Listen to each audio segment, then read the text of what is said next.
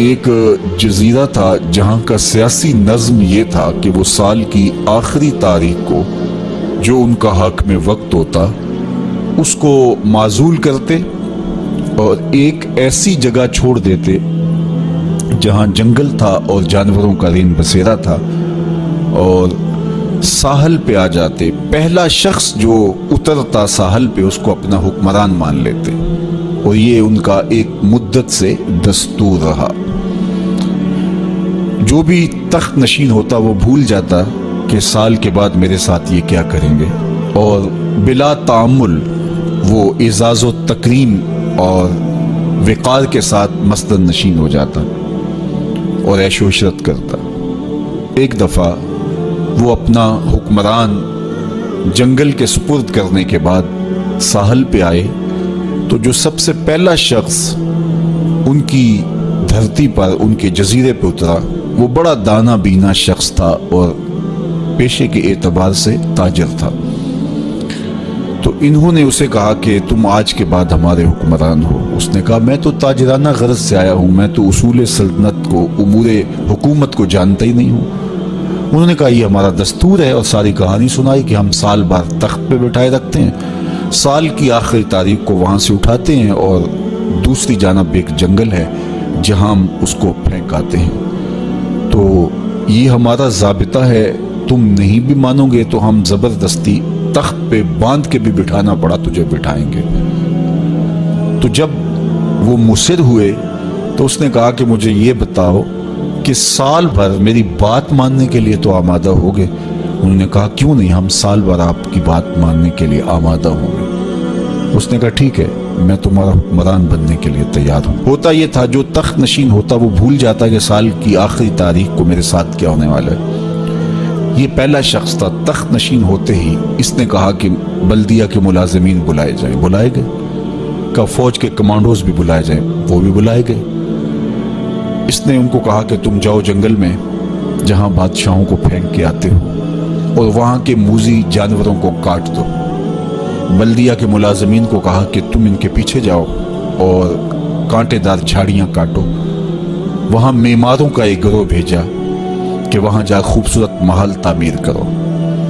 وہاں پھلدار، پھولدار، سایہ دار درخت لگوانے شروع کر دیے اور پورا سال اس جنگل کو کٹوانے، اس کے موذی جانور قتل کروانے، وہاں محل تعمیر کروانے، پھلدار، پھولدار، ثمر بار درخت لگانے میں حکومتی مشینری کو لگائے رکھا۔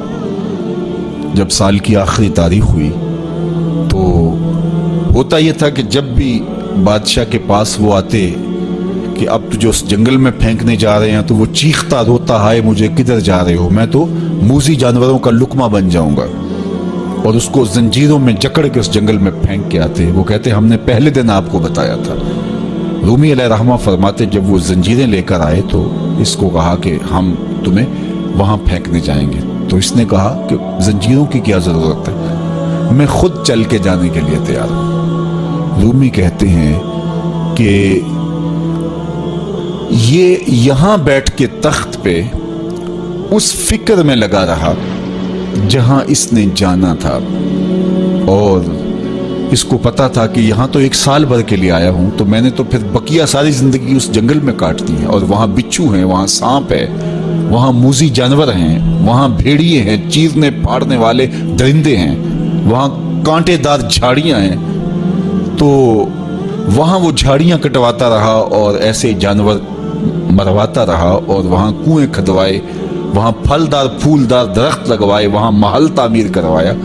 تو اس نے خوشی سے کہا مجھے کیوں جکڑتے ہو، میں تو چل کے اس جگہ پہ جانے کے لیے تیار ہوں، اس لیے کہ اب وہ جنگل اور خوفناک جھاڑیاں نہیں رہی بلکہ وہ ایک خوبصورت باغ بن چکا ہے، اور وہاں موذی جانور نہیں رہے، وہاں پرندے چہچہا رہے ہیں، کوئلوں کی دل آویز صدائیں ہیں، وہاں بلبلوں کے چہچہے ہیں، تو میں تو وہاں جانے کے لیے تیار ہیں۔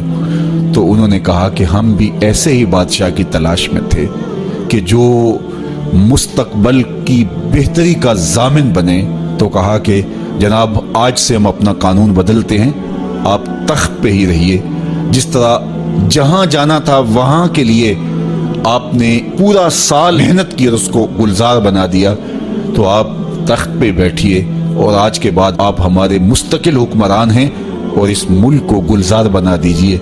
रूमी फरमाते हैं जिस तरह वो शख्स तख्त पे बैठा और तख्त पे बैठ के उसको फिक्र वहां की लगी रही जहां उसने मुस्तकिल जाके रहना था, कहा काफिर दुनिया के तख्त पे ऐशो इशरत करता है और वो भूल चुका होता है कि मैंने बिल आखिर कहाँ जाना है। फासिक और फाजिर भूल चुका होता है कि उसने कहाँ जाना है। लेकिन साले मोमिन इस दुनिया पर आराम से नहीं बैठता, उसका सारा ख्याल, उसकी सारी तवज्जो वहाँ होती है जहाँ उसने जाना होता है। इसलिए वो यहाँ बैठ के कब्र के कीड़े मकोड़े ख़त्म करता है, यहाँ बैठ करके कब्र के सांप काटता है, यहाँ बैठ करके अपने अमाल के लश्कर भेज भेज के वहाँ के बिच्छू ख़त्म करता है। और जब वो इस दुनिया से रुखसत होता है तो अल कब्र रौज़तुम मिन रियाज़िल जन्नह, तो कब्र जन्नत के बागों में से एक बाग बन चुकी होती है। तो मेरे रब ने कहा कि हर जान ये देखे उसने आने वाले कल के लिए आगे क्या भेजा है। फिर फरमाया वत्तकुल्लाह, और अल्लाह से डर जाओ, इन्नल्लाह खबीरुम बिमा तामलून, जो तुम करते हो तुम्हारा रब उससे बाखबर है।